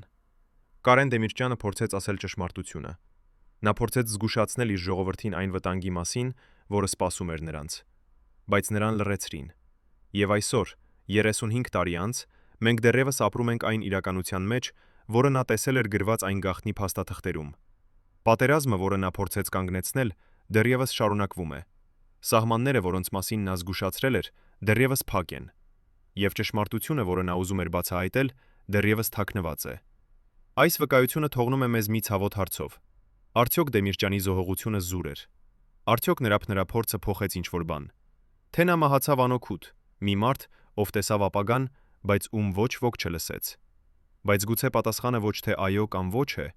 գուցե պատասխանը այն է, որ Դեմիրճյանի պատմությունը դեռևս չի ավարտվել։ Գուցե այն փաստաթղթերը, որոնք իր ժողովրդին էին պատմում, միաժամանակ էլ կանգնեցրեցին նրանց առաջ մի կերպար, մի մարդու, որը միշտ նրանց հետ էր, միշտ նրանց հետ էր։ Եվ այդ կերպարը միշտ նրան ասում էր մի բան. վել։ Գուցե այն փաստաթղթերը, որոնք նա թողեց, դեռևս գոյություն ունեն ինչ-որ տեղ, սպասելով այն օրվան, երբ ինչ-որ մեկը կունենա քաջություն դրանք հրապարակելու։ Եվ գուցե այդ օրը դեռ կգա։ Երբ խոսում ենք Կարեն Դեմիրճյանի մասին, մենք հիշում ենք քաղաքական գործիչին, առաջնորդին, մարդուն, ով 14 տարի ղեկավարել է Հայաստանը։ Բայց շատ քչերն են իմանում, որ Դեմիրճյանի ամենամեծ թշնամին չէր Մոսկվան, չէր նրա քաղաքական մրցակիցները, չէր նույնիսկ այն ուժերը, որոնք պլանավորում էին Անդրկովկասի ապագան։ Նրա ամենամեծ թշնամին եղավ մի մարդ, ով կանգնած էր նրա ամենամոտ շրջապատում, ով վստահելի էր համարվում, ով գիտեր նրա բոլոր գաղտնիքները։ Այս մարդը չէր պարզապես դավաճան։ Նա էր ճարտարապետը, այն մարդը, ով պլանավորեց եւ իրականացրեց այն, ինչ տեղի ունեցավ 1999 թվականի հոկտեմբերի 27-ին։ Այսօր 35 տարի անց մենք վերջապես կբացահայտենք նրա ինքնությունը։ Մենք կպատմենք, թե ինչպես նա դարձավ դավաճան, ինչպես նա աշխատեց այն ուժերի համար, որոնք ուզում էին լռեցնել Դեմիրճյանին, եւ ինչպես նա վերջապես իրականացրեց իր պլանը։ Ո՞վ էր այս մարդը։ Ինչու նա դավաճանեց Դեմիրճյանին։ Եվ ամենակարևորը, Ինչ եղավ նրա հետ այն իրադարձություններից հետո։ Արդյոք նա ապրում է դեռևս։ Արդյոք նա տառապում է իր մեղքից։ Թե նա հանգիստ ապրում է համարելով, որ արեց ճիշտ բանը։ Մենք հանդիպում ենք մի նախկին անվտանգության ծառայության սպայի, ով մասնակցել է հետաքննությանը այն իրադարձություններից հետո։ Նա համաձայնվեց խոսել պայմանով, որ նրա անունը չհրապարակվի։ Նա սկսում է. Անմիջապես այն իրադարձություններից հետո մենք սկսեցինք հետաքննություն։ Մենք հարցաքննեցինք բոլորին, ովքեր ներկա էին այնտեղ։ Մենք ուսումնասիրեցինք բոլոր փաստերը, եւ շատ արագ մենք հասկացանք, այն, ինչ տեղի ունեցավ, չէր պատահական։ Այն պլանավորված էր։ Եվ ավելին, այն պլանավորված էր ինչ-որ մեկի կողմից, ով ճանաչում էր Դեմիրճյանի ամբողջ ժամանակացույցը, ով գիտեր, երբ նա կլինի այնտեղ, ում հետ նա կլինի, ինչպես կարելի է մոդենալ նրան։ Սպան շարունակում է. Մենք սկսեցինք ուսումնասիրել Դեմիրճյանի ներքին շրջանակը։ Մենք հարցաքննեցինք նրա բոլոր օգնականներին, նրա բոլոր պահապաններին, նրա բոլոր վստահելի մարդկանց։ Եվ մենք գտանք մի անհամապատասխանություն։ Կար մի մարդ, ով աշխատում էր Դեմիրճյանի մոտ 10 տարի, ով համարվում էր լիովին վստահելի, բայց ում ֆինանսական գործարքները ցույց էին տալիս, որ նա ստանում էր գումար անհայտ աղբյուրներից։ Մենք սկսեցինք հետևել այդ գումարի հետքին։ Եվ այն մեզ տարավ դեպի մի բանկային հաշիվ Շվեյցարիայում, որը կապված էր մի ընկերության հետ, որը իր հերթին կապված էր Մոսկվայի հետ։ Սպան պատմում է, թե ինչպես են նրանք բացահայտել ճշմարտությունը։ Մենք բերեցինք այդ մարդուն հարցաքննության։ Սկզբում նա ժխտեց ամեն ինչ, բայց երբ մենք ցույց տվեցինք նրան ապացույցները, բանկային փոխանցումները, հեռախոսային զանգերը, հանդիպումները անհայտ մարդկանց հետ, նա կոտրվեց։ Նա խոստովանեց։ Նա ասաց, որ աշխատել է Մոսկվայի համար տարիներ շարունակ։ Նա ասաց, որ նրա առաջադրանքը եղել է հետևել Դեմիրճյանին, զեկուցել նրա ամեն քայլի մասին, եւ երբ կա ժամանակը, ապահովել, որ Դեմիրճյանը լինի ճիշտ վայրում, ճիշտ ժամանակին։ Սպան դադար է անում, հետո շարունակում է. Բայց ամենասարսափելին այն էր, որ նա ասաց. նա չէր միակը։ Նա ասաց, որ Դեմիրճյանի շրջապատում կային ուրիշներ, ովքեր նույնպես աշխատում էին այդ ուժերի համար։ Նա ասաց, որ ամբողջ համակարգը ստեղծված էր այնպես, որ Դեմիրճյանը երբեք չկարողանար փախչել։ Նույնիսկ եթե նա փորձեր օգտագործել իր գաղտնի թունելները, նույնիսկ եթե նա փորձեր դիմել իր հին ընկերներին Մոսկվայում, ամեն ինչ արդեն վերահսկվում էր։ Մենք հարցնում ենք. Ինչ եղավ այդ մարդու հետ։ Սպան պատասխանում է. Պաշտոնապես նա ձերբակալվեց եւ դատապարտվեց, բայց իրականում նա անցկացրեց միայն 2 տարի կուտարի բանտում, հետո ազատվեց առողջական պատճառներով։ Նա հեռացավ Հայաստանից եւ գնաց ապրելու արտասահման։ Մենք փորձեցինք հետևել նրան, բայց կորցրինք նրա հետքը։ Ըստ որոշ տեղեկությունների նա ապրում է Եվրոպայում, նոր անունով, նոր ինքնությամբ։ Նա ստացավ իր վարձատրությունը, նոր կյանք, ֆինանսական անվտանգություն, Պաշտպանություն։ իսկ Դեմիրճյանը, մարդը, ում նա դավաճանեց, մնաց պատմության մեջ որպես ողբերգական հերոս, ով փորձեց փրկել իր երկիրը, բայց ում դավաճանեցին նրա ամենամոտ մարդիկ։ Այս բացահայտումը սարսափելի է իր պարզությամբ։ Դեմիրճյանը չէր պարզապես քաղաքական մրցակցության զոհ,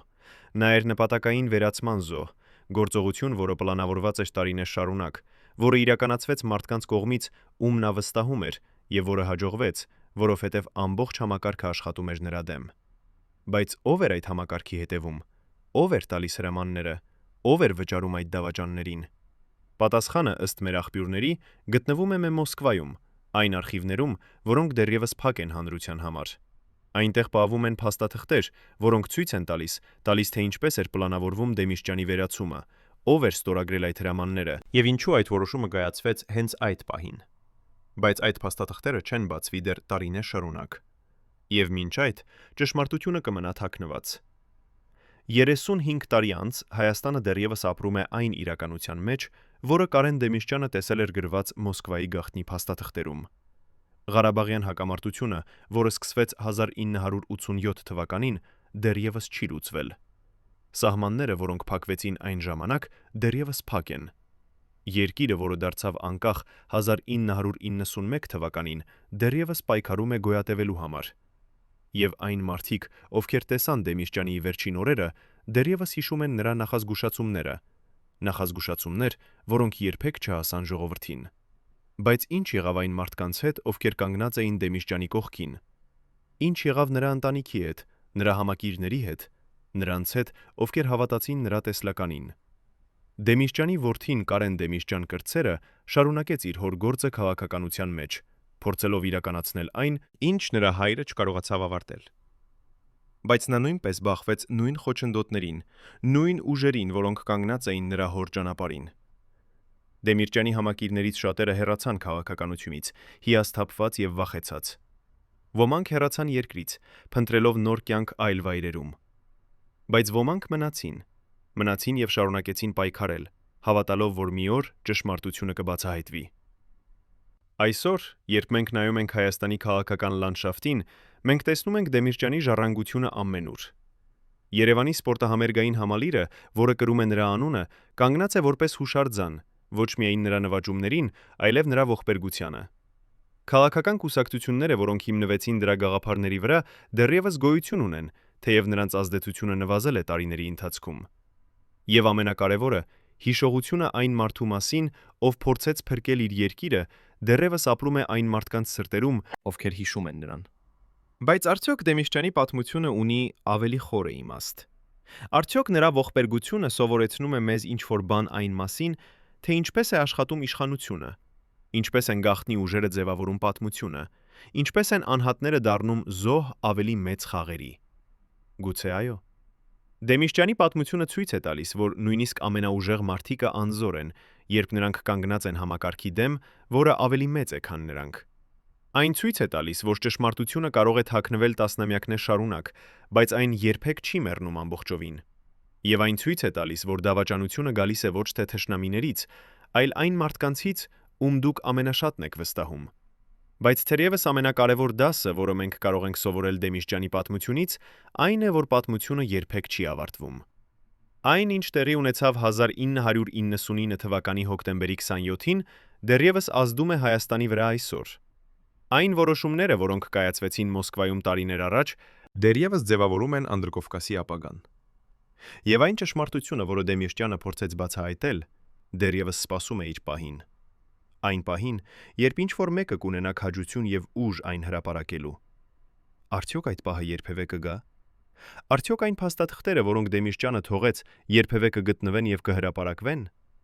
Արդյոք Մոսկվայի գաղտնի արխիվները երբևէ կբացվեն եւ կբացահայտեն ամբողջ ճշմարտությունը։ Մենք չգիտենք, բայց մենք գիտենք մի բան։ Կարեն Դեմիրճյանի պատմությունը դեռևս չի ավարտվել։ Նա ապրում է հիշողության մեջ, ապրում է այն հարցերի մեջ, որոնք դեռևս չունեն պատասխան։ Ապրում է այն հույսի մեջ, որ մի օր ճշմարտությունը կբացահայտվի։ Եվ գուցե երբ այդ օրը գա, մենք վերջապես կհասկանանք, ինչու Դեմիրճյանը զոհաբերեց իր կյանքը, ինչու նա չհանձնվեց, ինչու նա հավատաց մինչև վերջ, որ կարող է փոխել իր երկրի ճակատագիրը։ Հարգելի հեռուստադիտողներ, եթե դուք հետևել եք այս ողբերգական պատմությանը մինչև վերջ, գրեք մեկնաբանություններում, որ քաղաքից եք դուք։ Մեզ համար կարևոր է իմանալ, որտեղ է Կարեն Դեմիրճյանը դեռևս հիշվում։